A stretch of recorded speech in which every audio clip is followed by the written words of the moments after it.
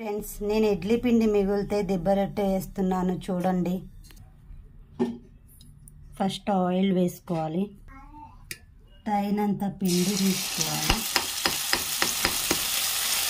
ఒక గంట చాలు.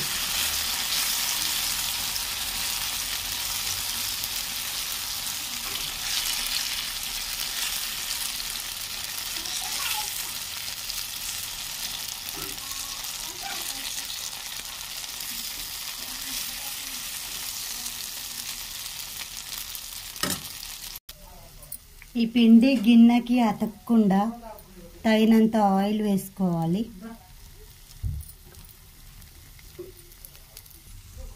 ఇప్పుడు ఇట్లా మూత పెట్టుకోవాలి.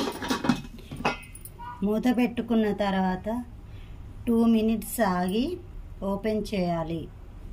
ఇప్పుడు ఓపెన్ చేసి చూడండి.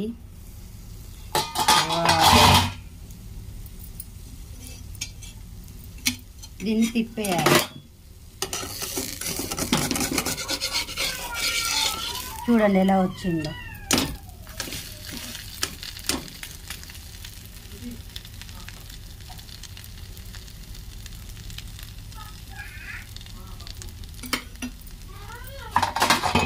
మళ్ళీ మూత పెట్టాలి.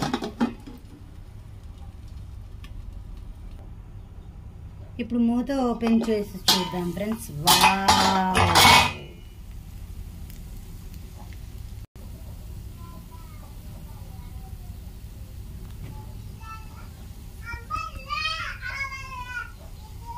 వావ్, ఎంత బాగుందో చూడండి. మీరెవరు ఇట్లా చేయని వాళ్ళు ఉంటే ఇప్పుడు ట్రై చేయండి ఫ్రెండ్స్. చాలా బాగుంటుంది, టేస్ట్ కూడా చాలా బాగుంటుంది ఫ్రెండ్స్. ఎవరైనా ట్రై చేయని వాళ్ళు ఉంటే చేయండి. చూడండి ఎలా ఉందో. ఓకేనా ఫ్రెండ్స్, బాయ్. మరి ఈ ప్లేట్లో వేసుకోవాలి.